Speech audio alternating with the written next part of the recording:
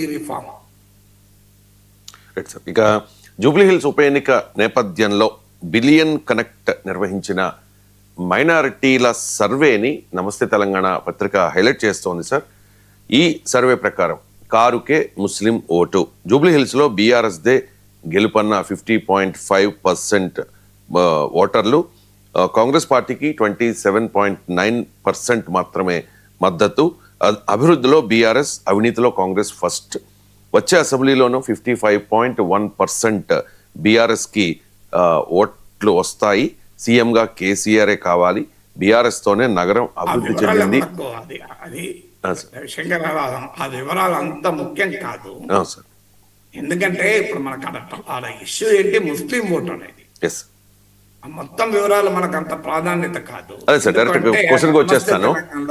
MIM ఇప్పటికే నవీన్ యాదవ్ కి మద్దతు ఇచ్చిన నేపథ్యంలో జూబ్లీ హిల్స్ లో ముస్లిం ఓటు ఎవరికి సార్? అంటే ఇప్పుడు ఈ సర్వే సంస్థ మెథడాలజీ ఏంటి, దాని బ్యాక్గ్రౌండ్ నాకు తెలియదు. కానీ అది నమస్తే తెలంగాణలో వచ్చిన వార్త కనుక సాధారణంగా బీఆర్ఎస్ కు అనుకూల వార్త అది. So we have to take it with a pinch of salt. అవునని కానీ కాదని నేను అనలేదు. అయితే ముస్లిం ఓటు సాధారణంగా ఏమవుతుంది అంటే హైదరాబాదే కాదు, ఇండియా మొత్తంలో ఎవరైతే బీజేపీని ఓడించగలుగుతారో, అంటే హిందుత్వ పాలిటిక్స్ బలపడ్డాక మీకు బీజేపీ ఎమర్జెన్స్ వరకు కూడా ముస్లిం ఓటు ఒక్క పార్టీకి ఏమీ పడలేదు. స్పెసిఫిక్గా వాళ్ళ ట్రెండ్ ఏమీ లేదు, మిగతా ఓటర్ లాగానే వాళ్ళు ఓటు వేశారు. ఇప్పటికీ కూడా బీజేపీ బలం లేని చోట ముస్లిం ఓటు ప్రత్యేకంగా ఏముండదు. ఇప్పుడు ఆంధ్రప్రదేశ్ ఉంది, వైఎస్ఆర్ కాంగ్రెస్ పార్టీని వాస్తవంగా బీజేపీ ఎన్డీఏలోకి రమ్మంది, డిప్యూటీ స్పీకర్ కూడా ఇస్తానని ఆఫర్ చేసింది. కానీ జగన్ తనకు ముస్లిం ఓటు మైనార్టీ ఓటు పోతుందన్న అనుమానంతో ముస్లిం అండ్ క్రిస్టియన్ ఓటు చేరలేదు. టీడీపీ ఆ అనుమానాన్ని 2019లో వ్యక్తం చేస్తుంది, 24లో కూడా చాలా వ్యక్తమైంది. బట్ ఏదైనా జగన్ ఎదుర్కోవటానికి అవసరమని భావించి బీజేపీతో వెళ్ళారు. ఇది ఎక్కడా ముస్లిం ఓటు కూటమికి పోలే. బీజేపీ ఉన్నా ముస్లిం ఓటు కూటమికి ఏమీ తగ్గలేదు. కూటమికి పడ్డ ముస్లింలు ఎక్కువగా ఉన్న సీట్లలో కూడా మీరు కూటమి అభ్యర్థులు గెలిచారు. సో ఎందుకంటే బీజేపీ ఆంధ్రప్రదేశ్లో ఫోర్స్ కాదు కనుక. ఎక్కడైతే ఇప్పుడు కేరళ ఉంది, కేరళలో ముస్లిం గణనీయమైన సెక్షన్, ఆడ హిందూ ఓటర్లలో బీజేపీ బలం పెరుగుతున్నా కూడా లెఫ్ట్ ఓటింగ్ హిందూస్ ఎక్కువ. అందువల్ల అక్కడ ఉన్న లెఫ్ట్ ట్రెడిషన్ వల్ల మీకు బీజేపీ పెనిట్రేట్ కాలేకపోతుంది.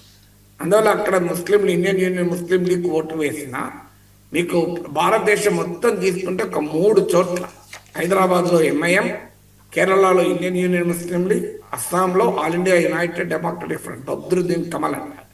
ఈ 3 చోట్ల మినహా దేశంలో ఎక్కడ ప్రత్యేకంగా ముస్లిం పార్టీలకు ముస్లింలు ఓటేరు. జమ్మూ కాశ్మీర్ వేరు, అది ముస్లిం మెజారిటీ స్టేట్ కనుక దాన్ని పక్క పెడతాం మీకు. అయితే బీజేపీ ఎమర్జ్ అయ్యాక వచ్చిన ట్రెండ్ ఏంటంటే బీజేపీ వ్యతిరేక శక్తులు ముస్లింలను ఒక ఓటు బ్యాంక్గా మార్చుకున్నారు. ఇప్పుడు మీకు ఆర్జేడీ బిహార్లో, ఉత్తరప్రదేశ్లో సమాజ్వాదీ పార్టీ వాళ్ళ ఫార్ములానే ఎంవై అంటారు, ముస్లిం యాదవ్ ఫార్ములా. ఇప్పుడు ఉదాహరణకు బీహార్ ఉంది, ఒక 14% యాదవ్స్ ఉంటారు, మీకు 17% ముస్లిమ్స్ ఉంటారు, కలిపితే 31% అయిపోతున్నారు. ఈ 31% సాలిడ్ ఓట్ బేస్ ఆర్జేడీకి. సో దాంతోనే రాజకీయం నడుస్తూ ఉంటుంది. సో బీజేపీ దీన్ని ఉపయోగించుకుంది. అంటే మీరు ముస్లింలను ఓటు బ్యాంకులుగా మార్చుకొని వీళ్ళు ఆగితే మరి మెజారిటీ వతస్తులు మేమెందుకు ఓటు బ్యాంక్గా మార్చుకోము? ముస్లిం ఓటు బ్యాంకుతో ఓవైసీ 6 ఎమ్మెల్యేలు, ఒక ఎంపీ గెలుచుకుంటే హిందూ ఓట్లతో బీజేపీ ఎందుకు గెలుచుకోకూడదు అనే క్వశ్చన్ ముందుకు వచ్చింది. అందువల్ల మీకు హిందూ మెజారిటీ కన్సాలిడేషన్ పెరిగింది. ఆ భయంతో ఇప్పుడు ఎంఐఎం మహాగఠబంధన్లో రాకుండా బీహార్లో ఆపుతున్నారు, దూరం పెడుతున్నారు. సో అందువల్ల ముస్లిం ఓటు బ్యాంక్ అనేది బీజేపీని ఎదుర్కోవడానికి కీలకం. కానీ ఇప్పుడు జూబ్లీ హిల్స్లో నాకున్న అంచనా, నేను చూసిన సర్వేల ప్రకారము, నాకున్న సమాచారం ప్రకారము పోటీ త్రిముఖ పోటీ అయినా ప్రధాన contest as of today Congress versus బీఆర్ఎస్గా ఉంటుంది. సో మీకు కాంగ్రెస్ వర్సెస్ బీఆర్ఎస్గా ఉంటుంది. బీజేపీ క్యాంపెయిన్ పెరుగుతున్న కొద్దీ ఎంత ఇంప్రూవ్ అయితే అంత కాంగ్రెస్ బెనిఫిట్. బీజేపీ కనుక బీఆర్ఎస్కు దగ్గరగా వచ్చింది అనుకోండి, కాంగ్రెస్ గెలుపుని ఎవరు ఆపలేరు. బీఆర్ఎస్ కు బీజేపీ బాగా దూరంగా ఉందనుకో కాంగ్రెస్ కి ఛాలెంజ్. అన్లెస్ కాంగ్రెస్ ప్రభుత్వాన్ని ఓడించాలని ప్రజల్లో పెద్ద ఎత్తున భావన ఉంటే తప్ప. సో అందువల్ల ఇవాళ బీజేపీ జూబ్లీ హిల్స్ లో ఒక ప్రధాన పోటీ కాంగ్రెస్ పరిస్థితి బీఆర్ఎస్ ఉండొచ్చు, బీజేపీ కూడా ఒక ఇంపార్టెంట్ ప్లేయర్ గా ఉంటుంది అని. అలాంటప్పుడు ముస్లిం ఓటు బీజేపీ వర్సెస్ కాంగ్రెస్ ఉన్నప్పుడు పడిన రీతిలో ఇప్పుడు పడుతుందా అనేది ఒక క్వశ్చన్. బీఆర్ఎస్ అన్న నమ్మకం అది. అంటే ఇప్పుడు బీజేపీ వర్సెస్ యాంటీ బీజేపీ అనేది లేదు కనుక మీకు లోక్సభ ఎన్నికల సమయంలో కాంగ్రెస్ కు ముస్లిం ఓటు షిఫ్ట్ అయినట్లు ఇక్కడ అవుతుందా అనేది క్వశ్చన్. ఈవెన్ మీకు కాంగ్రెస్ కు కూడా లోక్సభ ఎన్నికల్లో పూర్తి స్థాయిలో షిఫ్ట్ కాలేదు, కర్ణాటకలో షిఫ్ట్ అయినట్టు. ఎందుకంటే కర్ణాటకలో ఫైట్ వాజ్ విత్ బీజేపీ, అక్కడ థర్డ్ ఫోర్స్ లేదు. ఇక్కడ థర్డ్ ఫోర్స్ బీఆర్ఎస్ రూపంలో ఉండడం వల్ల అసెంబ్లీ ఎన్నికల్లో ముస్లిం ఓటు బీఆర్ఎస్ ఉపయోగపడింది. ఎంఐఎం కూడా అప్పుడు బీఆర్ఎస్ సపోర్ట్ చేసింది. లోక్సభ ఎన్నికల్లో ఎంఐఎం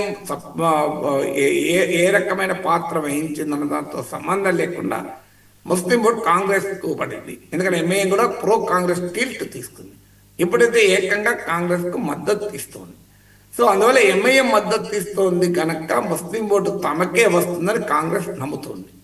కానీ ఎంఐఎం సపోర్టును ప్రజలు ఎంత మేరకు అప్రిషియేట్ చేస్తున్నారని, అది ఎంఐఎం ముస్లిం ఓటర్ను తన ఓటర్ను ఏ మేరకు కన్విన్స్ చేయగలుగుతుంది అన్న దానిపై ఆధారపడి ఉంటుంది.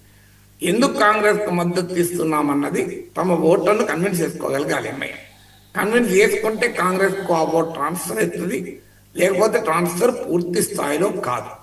సో ఎందుకంటే 11 ఏళ్లుగా బీఆర్ఎస్ కు ఎంఐఎం కు మధ్య రిలేషన్షిప్ ఉంది. క్షేత్రస్థాయి వరకు కూడా కేసీఆర్ సెక్యులర్ ఇమేజ్ కావచ్చు, లేదా రంజాన్ తోఫా, షాదీ ముబారక్ లాంటి స్కీములు కావచ్చు. సో బీఆర్ఎస్ కొంత ఓట్ బేస్ ఉంది.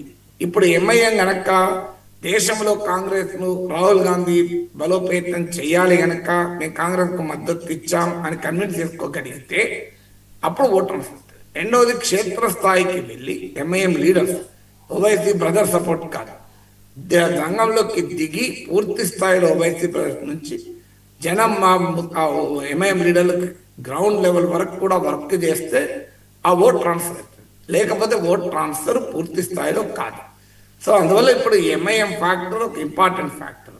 అందులో కూడా మీకు ఓల్డ్ సిటీలో ఎంఐఎంకు ఒక బేస్తో పాటు యంగ్ ఓటర్స్ అలాగే ఎడ్యుకేటెడ్ ఓటర్స్లో కాస్త ఎంఐఎం వ్యతిరేక సెంటిమెంట్ కూడా ఉంది. సో అందువల్ల will have to really see. ఎందుకంటే బీఆర్ఎస్ కూడా ఒక బలమైన ఇస్తాదారు ముస్లిం ఓటుకి ఇప్పటిదాకా. మరి అసెంబ్లీ ఎలక్షన్ లాగా ఉంటుందా, లోక్సభ ఎలక్షన్ లాగా ఉంటుందా, ఎంఐఎం మద్దతు షిఫ్ట్ అయిన నేపథ్యంలో ఎలా ఉంటుంది, బీజేపీ ఇంకా ఎమర్జ్ అయితే అప్పుడు బీజేపీ ఛాలెంజ్ ఎదుర్కోవడంలో కాంగ్రెస్ ప్రిఫరెన్స్ అనుకుంటారా, బీఆర్ఎస్ ప్రిఫరెన్స్ అనుకుంటారా, ఇవన్నీ ఫ్యాక్టర్స్ కూడా ఆధారపడి ఉంటుంది. సో అందువల్ల ఈ సర్వేలో ఏమన్న దాంతో నేను రియాక్ట్ కావడం లేదు. ఎందుకంటే సర్వే నమస్తే తెలంగాణలో వచ్చింది కనుక అది సెలెక్టివ్ సర్వేగానే ఉంటుంది, వాళ్ళకు అనుకూలంగా ఉంటేనే ఓటేస్తారు కదా. So I'm not commenting on survey, commenting on general Muslim vote ఎలా ఉంటుంది. ఎందుకు ఇంతగా చర్చ ముస్లిం ఓట్ అంటే 1,00,000 పైన ఉంటాయి జూబ్లీహిల్స్ కాన్స్టిట్యున్సీ. చాలా మంది తెలియదు జూబ్లీహిల్స్ అనుకుంటే అంటేనే ది అఫ్లియంట్ సీట్ గా భావిస్తారు. కానీ జూబ్లీహిల్స్ కాన్స్టిట్యున్సీలో చాలా పేదవాళ్ళు ఉంటారు. ముస్లిం vote more than 1 lakh. I think single largest social category అనుకుంటాను బహుశా సామాజికంగా చూసినప్పుడు. సో అందువల్ల ముస్లిం ఓటు ఎటు అనేది చాలా చాలా కీలకం జూబ్లీహిల్స్ ఫలితాన్ని నిర్ణయించడంలో. ఇక ప్రముఖ ఈ కామర్స్ సంస్థ